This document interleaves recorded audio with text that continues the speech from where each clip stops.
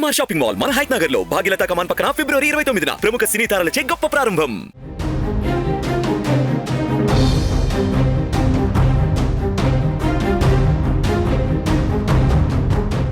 తెలంగాణ రాష్ట్ర ప్రజలకు big alert. Mahalakshmi పథకం గైడ్ లైన్స్ విడుదల చేసింది రేవంత్ రెడ్డి ప్రభుత్వం.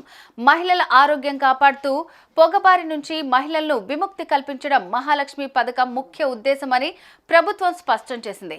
మహాలక్ష్మి పథకం గైడ్ లైన్స్ ప్రకారం ప్రజాపాలన దరఖాస్తు చేసుకున్న వాళ్లు మాత్రమే అర్హులుగా గుర్తించబడతారు. తెలంగాణలో మహాలక్ష్మి పథకానికి మార్గదర్శకాలు విడుదల చేసింది రేవంత్ రెడ్డి ప్రభుత్వం. తెల్ల రేషన్ కార్డు కలిగి ఉన్న వాళ్లు అర్హులవుతారు. గ్యాస్ కనెక్షన్లు మహిళా పేరు మీద ఉండాలి. గడిచిన 3 సంవత్సరాలుగా గ్యాస్ సిలిండర్ వినియోగాన్ని పరిగణలోకి తీసుకోనుంది ప్రభుత్వం. సబ్సిడీ గ్యాస్ పేమెంట్ ను ప్రభుత్వం ప్రతి నెల ఆయా గ్యాస్ కంపెనీలకు చెల్లింపు చేస్తుంది.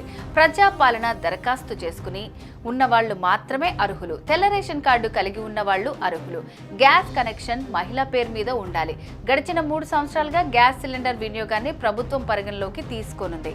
సబ్సిడీ గ్యాస్ పేమెంట్ ను ప్రభుత్వం ప్రతి నెల ఆయా గ్యాస్ కంపెనీలకు చెల్లింపు చేయనుంది. రాష్ట్రంలో 90 లక్షల రేషన్ కార్డులు ఉన్నాయి. ఇందులో 40 లక్షల మంది మాత్రమే సబ్సిడీ గ్యాస్ 500 గ్యాస్ సిలిండర్ కోసం దరఖాస్తు చేసుకున్నారు. మిగతా వారు దరఖాస్తు చేసుకోలేదు. దీంతో వీళ్లంతా ప్రస్తుతం సబ్సిడీకి దూరం కానున్నారు. కొందరు దరఖాస్తుల్లో సబ్సిడీ విద్యుత్ గ్యాస్ ఆప్షన్ ఎంచుకోలేదు. ఈ కారణంగా కూడా దరఖాస్తు చేసుకున్న వారిలో కూడా 5 లక్షల మంది అర్హత కోల్పోయారని సమాచారం. 6 గ్యారంటీల్లో ప్రభుత్వం ఇప్పటికే 2 గ్యారంటీలను అమలు చేస్తోంది.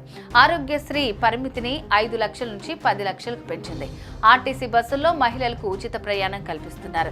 గ్యాస్ ఉచితం ఈ 2 పథకాలను రేషన్ కార్డు ఉన్నవారికే ఇవ్వాలని ప్రభుత్వం నిర్ణయించింది.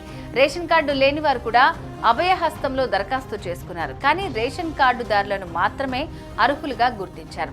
ఈ నేపథ్యంలో చాలా మంది ఈ పథకానికి దూరమయ్యే అవకాశాలున్నట్టు తెలుస్తోంది. మరి దీనిపై అధికారులు ఎలాంటి చర్యలు తీసుకుంటారో వేచి చూడాల్సిందే.